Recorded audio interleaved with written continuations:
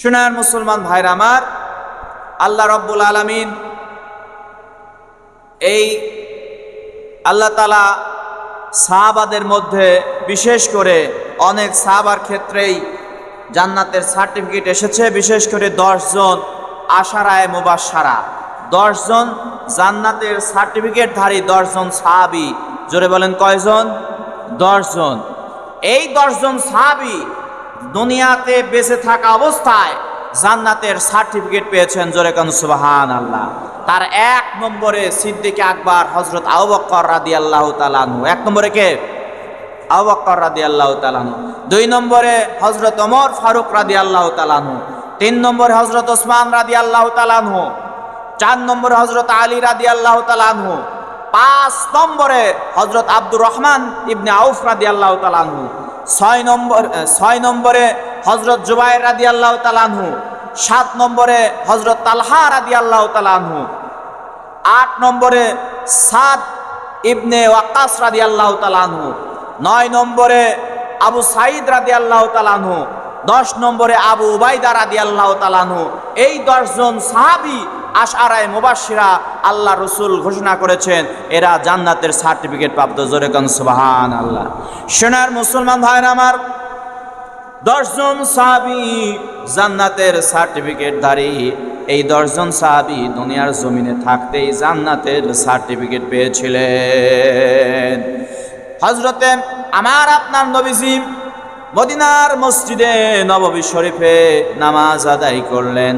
ফজরের নামাজ আদায় করে আল্লাহর নবীজি তিনি দাঁড়িয়ে মুসল্লিদের সামনে কিছু কথা বলতেন, জিকির আজকার দোয়া দরুদ এগুলো পড়তেন, এগুলো তিনি পাঠ করতেন। নামাজ শেষ করে মুসল্লিদের দিকে ফিরে তিনি পাঠ করতেন।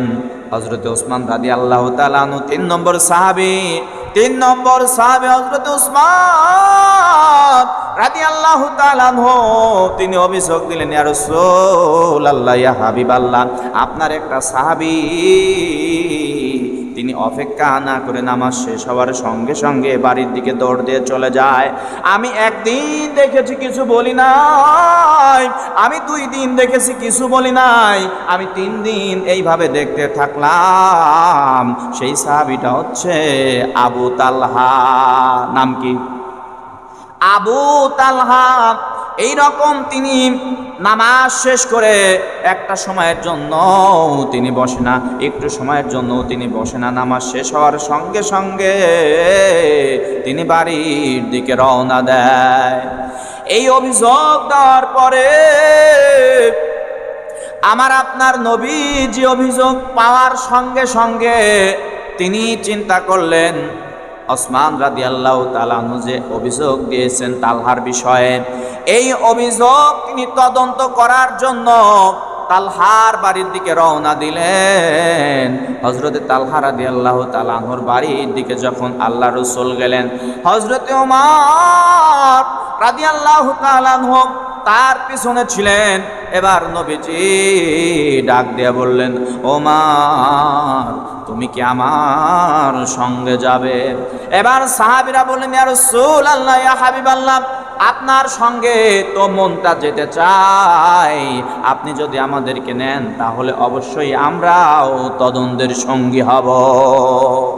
অর্থাৎ একা একা তদন্ত করার চাইতে ইসলাম শিক্ষা দিচ্ছেন আপনার সামগ্রিকভাবে সবাই মিলে একটা বিষয়ে খবর নিতে হবে। কথা বলেন ঠিক কিনা? একা একা যদি একজন খোঁজ খবর নিতে যায় তার সঙ্গে তো শত্রুতাও থাকতে পারে, সে রিপোর্ট এসে করবে, তার বিরুদ্ধে রিপোর্ট লিখে দিবে। এই জন্য সর্বদলীয় তদন্ত নেওয়ার দরকার আছে না নাই? সোনার মুসলমান ভাইরা আমার, হযরত তালহা রাদিয়াল্লাহু তাআলা আনহুর বাড়িতে চলে গেলেন। হযরত ওসমান, হযরত ওমর রাদিয়াল্লাহু তাআলা আনহু এবং আরো সাহাবীদেরকে নিয়ে আল্লাহর রাসূল স্বয়ং উপস্থিত হওয়ার পরে সালাম দিচ্ছেন, আসসালামু আলাইকুম ইয়া আহলাল বাইত। এই সালাম দেওয়ার পরে সালামের উত্তর নিয়ে তালহা বলছে, লাব্বাইক ইয়া রাসূলুল্লাহ। এবার আমার আপনার নবীজি আবার সালাম দিলেন, আসসালামু আলাইকুম। তালহা ভিতর থেকে জবাব দেয় লাব্বাইকা ইয়া রাসূলুল্লাহ। এবার আবার সালাম দিলেন আল্লাহ রাসূল, আসসালামু আলাইকুম ইয়া আহলাল বাইত। এবার ভিতর থেকে তালহা বলে লাব্বাইকা ইয়া রাসূলুল্লাহ, কিন্তু তালহা বের হয় না। হযরত ওমর রাদিয়াল্লাহু তাআলা আনহু বললেন, হুজুর তালহা বেয়াদব হয়ে গিয়েছে, আপনি স্বয়ং আল্লাহ রাসূল তালহার বাড়ির দরজার সামনে এসেছেন, কিন্তু তালহা বের হচ্ছে না। এই কথা বলার সঙ্গে সঙ্গে আল্লাহ রাসূল বললেন, চুপ করো ওমর। এবার হযরত ওমর রাদিয়াল্লাহু তাআলা আনহু তিনি তালহার বাড়ির চতুর্দিকে ঘোরাফেরা করতে করতে দেখে পাচিরের ফাটা দিয়ে দেখতে পায় হযরতে তালহার বাড়ির মধ্যে, সীমানার মধ্যে গাছের সঙ্গে যেমন গরু বাছুরকে বেঁধে রাখা হয়, ওইভাবে একটা ছোট্ট বাচ্চাকে বেঁধে রাখা হয়েছে। গরু বাছুরকে যেমন ভাবে দড়ি দিয়ে রশি দিয়ে বাঁধা হয়, ছোট্ট বাচ্চাকে ওইভাবে বেঁধে খেজুর গাছের সঙ্গে বাঁধা হয়েছে। হযরত ওমর রাদিয়াল্লাহু তাআলা আনহু এবার আল্লাহ রসুলের কাছে এসে বলছেন, ইয়া রাসূলুল্লাহ, ইয়া হাবিবাল্লাহ, আমার ওসমানের অভিযোগ একটা, আমার অভিযোগ তালহার বিরুদ্ধে। তালহার বাড়ির মধ্যে আমি দেখতে পেলাম একটা মাসুম বাচ্চাকে গরু ছাগলের মতো বেঁধে রাখা হয়েছে। আল্লাহ রসুল চিন্তা করলেন, সর্বনাশ, অভিযোগ আগে ছিল একটা, তালহা মসজিদে অপেক্ষা করে নাই, নামাজ শেষ হওয়ার সঙ্গে সঙ্গে দৌড় মারে, আসে সবার পিছনে, যায় সবার আগে আগে, একটা দিনও বসে না। এই অভিযোগ, প্রথম অভিযোগ হযরত ওসমান রাদিয়াল্লাহু তাআলা আনহুর। দ্বিতীয় অভিযোগ ওমর রাদিয়াল্লাহু তাআলা আনহু, যে তালহার বাড়ির মধ্যে একটা মাসুম বাচ্চাকে গরু ছাগলের মতো বেঁধে রাখা হয়েছে, এই অভিযোগ ওমর ফারুক রাদিয়াল্লাহু তাআলা করলেন। শুনেন মুসলমান ভাই আমার, দীর্ঘ সময় অপেক্ষা করার পরে নবীজির সাহাবী হযরত তালহা রাদিয়াল্লাহু তাআলা আনহু, জান্নাতের সার্টিফিকেট প্রাপ্ত একজন সাহাবী, কেমন জীবন যাপন তিনি করতেন। হযরত তালহা রাদিয়াল্লাহু তাআলা আনহু এবার আপনার বের হয়ে আসলেন, দীর্ঘ সময় অপেক্ষা করার পরে বের হয়ে আসলেন। বের হয়ে আল্লাহ রাসূলকে বললেন, ইয়া রাসূলুল্লাহ, ইয়া হাবিবাল্লাহ, আমি এসেছি। ইয়া রাসূলুল্লাহ, ইয়া হাবিবাল্লাহ, আমার আপনার নবী বলেন, তালহা তোমার বিরুদ্ধে অভিযোগ রয়েছে। ফজরের নামাজের পর তুমি কেন দেরি করো না? ফজরের নামাজ শেষ করে একটু দোয়া দরুদ হয়, তাসবিহ তাহলিল জিকির আজকার হয়, দিনী মুযাকারা হয়, তুমি কেন বের হয়ে চলে আসো? হযরত তালহা রাদিয়াল্লাহু তাআলা বলেছিলেন, ইয়া রাসূলুল্লাহ, ইয়া হাবিবাল্লাহ, ফজরের নামাজ পরে আমি কি জন্য অপেক্ষা করব? কিভাবে অপেক্ষা করব? অপেক্ষা করার মতো কায়দা কাইসিয়াস আমার মধ্যে নাই, কারণ আমি বাসার মধ্যে আমি আর আমার স্ত্রী দুইজনের মিলে আমাদের একটা মাত্র কাপড়, স্বামী আর স্ত্রী মিলে দুইজন মিলে আমাদের একটা মাত্র কাপড়, এই একটা কাপড় নিয়েই আমরা দুইজন স্বামী স্ত্রী জীবন যাপন করি, পরিধান করি।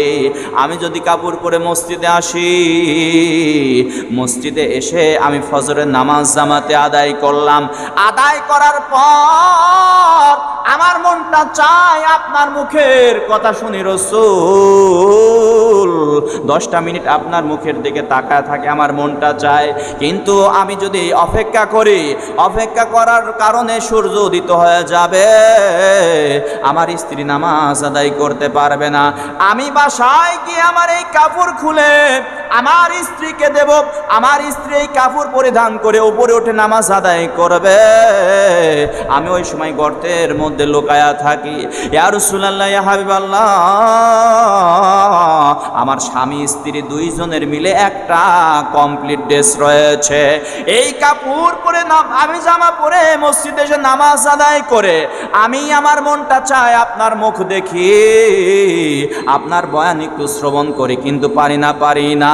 এইদিকে ফজরের ওয়াক্ত শেষ হয়ে যাবে, এই ভয়ে আমি বাড়ির দিকে রওনা দিই। রওনা দিয়া আমার এই পোশাকটা খুলে স্ত্রীকে দিয়ে দেই।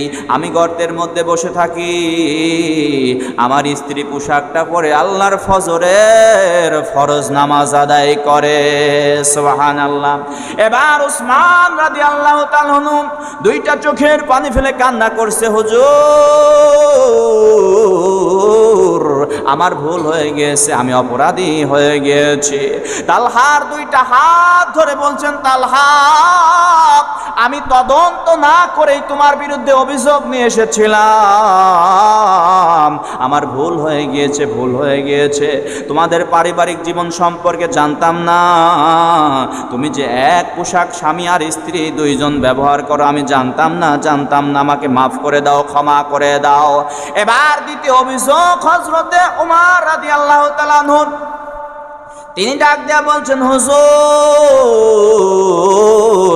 আমরা বুঝতে পারলাম তালহা কেন দ্রুত নামাজ শেষ করে বাড়ির দিকে চলে যায়, কিন্তু তালহার বাড়ির মধ্যে আমি দেখতে পেলাম একটা ছোট্ট মাসুম বাচ্চাকে এইভাবে যেভাবে গরু ছাগল বেঁধে রাখে ওইভাবে বেঁধে রাখেছে কেন। আমি বলতে চাই অভিযোগ আমি তালহার বিরুদ্ধে করলাম। এবার তালহাকে আমার আপনার নবীজি ডাক দেয়া বলেন, তালহা কেন এই বাচ্চাকে বেঁধে রেখেছ? বাড়ির মধ্যে আল্লাহ রসুল প্রবেশ করে এই বাচ্চাকে রশিটা খুলে দেওয়া হলো। রশি খুলে দেওয়ার পরে তালহাকে বলল, তালহা কেন এই বাচ্চাকে বেঁধে রেখেছ? এই বাচ্চাকে হযরতে তালহা রাদিয়াল্লাহু তাআলা বললেন, ইয়া রাসূলুল্লাহ, ইয়া হাবিবাল্লাহ, এটা হচ্ছে আমারই সন্তান, আমার ছেলে এটা। এবার আল্লাহ রসুল বললেন, কেন এভাবে বেঁধে রেখেছ? হযরতে তালহা বললেন, ইয়া রাসূলুল্লাহ, ইয়া হাবিবাল্লাহ, আমি আজান শোনার সঙ্গে সঙ্গে ফজরের নামাজ আদায় করার জন্য যখন মসজিদে আমি গমন করার পরে আমার এই এখন খেজুর পাকা লেগেছে, খেজুরে পাক ধরেছে। এই খেজুরগুলা আমার প্রাচীরের পাশেই একটা খেজুর গাছ রয়েছে, ইহুদির খেজুরের বাগান, ইহুদির খেজুরের গাছ।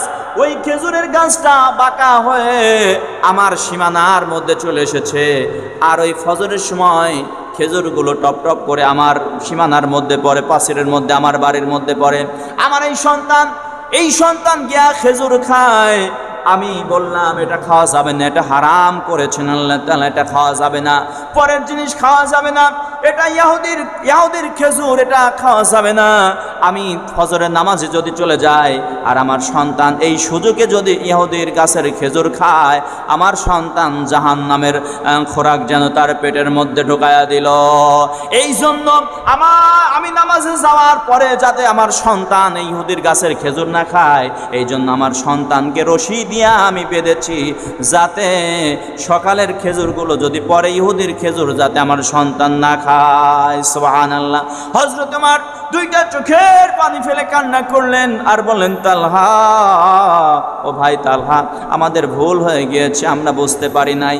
এত গুরুত্ব, এত চিন্তা ভাবনা তোমার মাথায় রয়েছে, তোমার সন্তান একটা ইহুদির খেজুর খাবে, খেজুর খাওয়ার ফলে জাহান্নামের খাবার তার মধ্যে চলে যাবে, জাহান্নামের আগুন চলে যাবে। এই ভয় করে তুমি তোমার সন্তানকে গরু ছাগলের মতো বেঁধেছো। তুমি ধন্য হয়েছ, আমরা বুঝতে পারি নাই, আমাদেরকে মাফ করে দেন। এজন্য আমি বলতে চাই, অভিযোগ দেওয়ার আগে তদন্ত করার দরকার আছে না নাই? এবার আমি যে কথা বলতেছিলাম, হযরতে তালহা রাদিয়াল্লাহু তাআলা আনহু আশারায়ে মুবাশশিরা, জান্নাতের সুসংবাদ প্রাপ্ত একজন সাহাবীদের সম্পর্কে আল্লাহ তাআলা বললেন, রাদিয়াল্লাহু আনহুম ওয়া রাদু আন যালিকা লিমান খাশিয়া রাব্বা। সাহাবীদের সম্পর্কে আল্লাহ তাআলা বলেছেন, সাহাবীরা আল্লাহ তাআলার প্রতি রাজি খুশি, আমার আল্লাহ তাআলাও সাহাবীদের প্রতি রাজি খুশি। জোরে কান সুবহানাল্লাহ। শুধু তাই নয়, হযরত ওমর রাদিয়াল্লাহু তাআলা আনহু কেমন সাহাবী ছিলেন, তিনি যখন খেলাফতের দায়িত্ব গ্রহণ করলেন, হযরত ওমর রাদিয়াল্লাহু তাআলা আনহু কত নম্বর খলিফা ছিলেন? জোরে বলেন, কত নম্বর খলিফা? দ্বিতীয় খলিফা। জোরে বলেন, কয় নম্বর খলিফা? দ্বিতীয় খলিফা হযরত ওমর রাদিয়াল্লাহু তাআলা আনহু, তিনি যখন খলিফার আসনে গ্রহণ করলেন, খেলাফতের দায়িত্ব পালন করলেন, 10 বছর খেলাফতের দায়িত্ব গ্রহণ করেছিলেন হযরত ওমর। ওমরের জামানায় আপনার বাঘে এবং ছাগলে এক ঘাটে পানি খেয়েছিল। এমন শাসন ব্যবস্থা তিনি তৎকালীন যুগে উপহার দিতে পেরেছিলেন, অর্ধ পৃথিবী শাসন করেছিলেন। আমাদের কিন্তু শিক্ষা নিতে হবে, যারা রাজনীতি পলিটিশিয়ান, রাজনীতি ব্যক্তিত্ব, রাজনীতি করে নেতা যারা রয়েছে, হযরত ওমর রাদিয়াল্লাহু তাআলা আনহুর তার শাসন আমল থেকে কিন্তু শিক্ষা নেওয়ার প্রয়োজন আছে না নাই? এই যে প্রশাসন, পুলিশ, এটা সর্বপ্রথম চালু করেছিলেন হযরত ওমর রাদিয়াল্লাহু তাআলা আনহু। তার থেকেই কিন্তু আমরা এই প্রশাসনের সিস্টেম আমরা বের করেছি। শুধু তাই নয়, হযরত ওমর রাদিয়াল্লাহু তাআলা আনহু যখন খলিফা ছিলেন, তিনি রাতের অন্ধকারে ঘুম না পেরে তিনি সরেজমিনে গিয়ে তিনি প্রজাদের খোঁজ খবর নিতেন। একদিন এইভাবে যাওয়ার পরে দেখতে পেলেন মরুভূমির প্রান্তরে একটা মহিলার তাঁবুর মধ্যে টিপ টিপ টিপ টিপ করে আলো জ্বলছে। হযরত ওমর রাদিয়াল্লাহু তাআলা চিন্তা করলেন, এই আলো কেন জ্বলছে? এই মদিনার মানুষ তো এরকম মরুভূমির মধ্যে থাকে না, তাঁবুর মধ্যে থাকে না, এ কে হতে পারে? তিনি কাছে গিয়ে সালাম দিলেন, আসসালামু আলাইকুম ইয়া আহলাল বাইত। একটা মহিলা উত্তর দিলেন, ওয়া আলাইকুমুস সালাম। হযরত ওমর রাদিয়াল্লাহু তাআলা বললেন, ও মহিলা, আপনি কে, কোথা থেকে এসেছেন? মদিনার কোনো মহিলা তো এইভাবে মদিনার লোক বসবাস করে না তাঁবুর মধ্যে। মহিলাটি বললেন, আমার বাড়ি ইয়ামিনে। বাড়ি কোথায়? আমার বাড়ি ইয়ামিনে। আমি একজন স্বামীহারা বিধবা মহিলা, আমার 2টা এতিম সন্তান রয়েছে। এই সন্তানদেরকে নিয়ে আমি মদিনায় এসেছি। আমি শুনেছিলাম মদিনার শাসক খুব দয়ালু, তিনি এতিমদের পাশে থাকেন, অসহায় যারা অনাথ রয়েছে তাদের পাশে থাকেন, তাদের খোঁজ খবর নেন, ত্রাণ দেন, খাবার খাদ্য দেন। সহযোগিতার কারণে আমি ইয়ামান থেকে মদিনায় চলে এসেছি। কিন্তু 2টা দিন হয়ে গেল আমি খলিফার কাছে যাই। আমি প্রথম দিন খলিফার কাছে গিয়েছিলাম, সেখানে মানুষের এত ভিড়, আমি খলিফার কাছ পর্যন্ত, নিকট পর্যন্ত যেতে পারলাম না।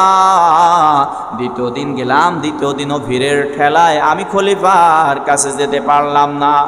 আমার কাছে খাবার খাদ্য কিছুই নাই। এতিম 2টা সন্তানকে সান্ত্বনা দেওয়ার জন্য পাতিলের মধ্যে কিছু পানি এবং কয়েকটা পাথর দিয়ে আমি আগুন দিয়ে জাল দিচ্ছি, আর সন্তানদেরকে বলছি আর কিছু সময় পরে এই গোস্ত রান্না হয়ে যাবে। পাথর পানি পাতিলের মধ্যে দিয়া আগুন দিয়া জাল দিচ্ছি, আর সন্তানদেরকে আমি বুঝ দিচ্ছি, বাবা সামান্য কিছু সময় পরেও গোস্ত হয়ে যাবে, তখন তোমরা খাবার খেও, তখন তোমরা খাবার খেও। এইভাবে করে করে আমার সন্তানদেরকে আমি এইভাবে করে করে তাদের চুপ করায় রেখেছি। খলিফা অবাক হয়ে গেলেন। হযরত ওমর রাদিয়াল্লাহু তাআলা বলেন, মা ইন্নাল্লাহা মা'আস সাবিরিন, একটু ধৈর্য ধারণ করো। এই কথা বলে হযরত ওমর রাদিয়াল্লাহু তাআলা কোষাগারে চলে গেলেন। কোষাগারের দায়িত্বে ছিলেন আসলাম। সালাম দিলেন, আসলাম দরজা খুলে দাও, বাইতুল মালের দরজা তুমি খুলে দাও। খুলে দেওয়ার পর হযরত ওমর রাদিয়াল্লাহু তাআলা খলিফা বললেন, ওমর বললেন, আসলাম 1 বস্তা আটা আমার মাথায় উঠিয়ে দাও। আসলাম বললেন, না হুজুর, আপনি আমিরুল মুমিনিন, কেন আপনি এই অর্থজাহানের খলিফা হয়ে কেন এরকম আটার বোঝা মাথায় নিবেন? হযরত ওমর বলেছিলেন, আমার পাপের বোঝা আমাকে নিতে দাও। আমি খলিফা জীবিত থাকা অবস্থায় মদিনার একটা বৃদ্ধা মহিলা, বিধবা মহিলা, এতিম 2টা সন্তান নিয়ে না খেয়ে রয়েছে, আমি সহ্য করতে পারি না, সহ্য করতে পারি না। এবার আসলাম রাদিয়াল্লাহু তাআলা হযরত ওমর রাদিয়াল্লাহু তাআলার মাথায় আপনার আটার বোঝা উঠিয়ে দিলেন। উঠিয়ে দেওয়ার পরে আরো প্রয়োজনীয় জিনিস নিয়ে রাতের অন্ধকারে বৃদ্ধ মহিলার আপনার মদিনার মরুভূমির মধ্যে বৃদ্ধ ওই মহিলা বিধবা মহিলার কাছে চলে গেলেন, আটার বস্তাটা দিলেন, বললেন মা এই তোমার আটা এবং প্রয়োজনীয় জিনিসপত্র আমি এনে দিলাম, এগুলো দিয়ে তোমার সন্তানদেরকে রুটি তৈরি করে আহার করাও, খাওয়াও, আর তোমরা পান করো। তখন ওই বিধবা মহিলা বলেছিলেন, আমি জানি না আপনি কে, কিন্তু আমি বলতে চাই আপনি যদি এই মদিনার খলিফা হতেন তাহলে সবচাইতে বেশি ভালো হতো। এবার হযরত ওমর রাদিয়াল্লাহু তাআলা বললেন, ও মা আমি হচ্ছে মদিনার খলিফা হযরত ওমর, আমি অধম ওমর আপনার দরবারে হাজির হয়ে গিয়েছি। বৃদ্ধ মহিলা আশ্চর্য হয়ে গেলেন। এই তো খলিফাদের বৈশিষ্ট্য ছিল, যারা রাতের অন্ধকারে প্রজাদের খোঁজ খবর নিতেন, কে না খেয়ে আছে তাদের দুয়ারে খাবার পৌঁছায় দিতেন, কে অসুস্থ রয়েছে তাদেরকে সেবা করার জন্য প্রয়োজনীয় ব্যবস্থা নিতেন, কে অনাহারে রয়েছে তাদেরকে খাবার পৌঁছায় দিতেন, কে ঝয় ঝামেলায় রয়েছে সমাধান দিতেন। এটা হচ্ছে নেতার বৈশিষ্ট্য। নেতাদের বৈশিষ্ট্য এরকমই হওয়া উচিত। আমাদের দেশের নেতাদের বৈশিষ্ট্য যদি এইরকম হতো তাহলে নেতারা আজকে সবার দোয়া পেত। কথা বলেন ঠিক কিনা? এই জন্য হযরত ওমর রাদিয়াল্লাহু তাআলা অর্ধশানের খলিফা হওয়ার পর, অর্ধ পৃথিবীর খলিফা হওয়ার পর নিজের মধ্যে কোনো অহংকার ছিল না।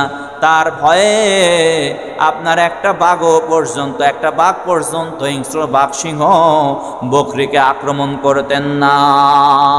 হযরত ওমর ফারুক রাদিয়াল্লাহু তাআলা আনহু তিনার শাসন আমল তিনি এইরকম পরিচালনা করতেন। রাতের অন্ধকারে গিয়ে প্রজাদের খোঁজ খবর নিতেন, যারা না খেয়ে রয়েছে তাদের আহারের ব্যবস্থা করে দিতেন, খাদ্য খাবারের ব্যবস্থা করে দিতেন।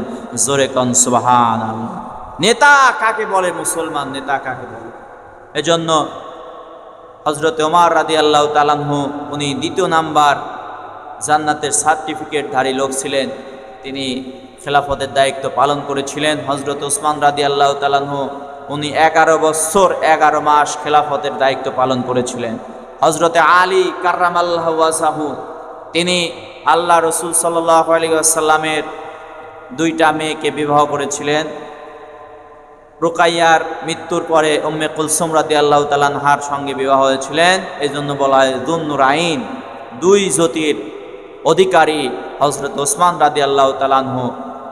এরপরে হযরতে আলী রাদিয়াল্লাহু তাআলা আনহু উনি আল্লাহ রাসূল সাল্লাল্লাহু আলাইহি ওয়াসাল্লামের জামাতা ছিলেন। আলীর খেলাফত ছিল 4 বছর, তিনি খেলাফতের দায়িত্ব পালন করেছিলেন।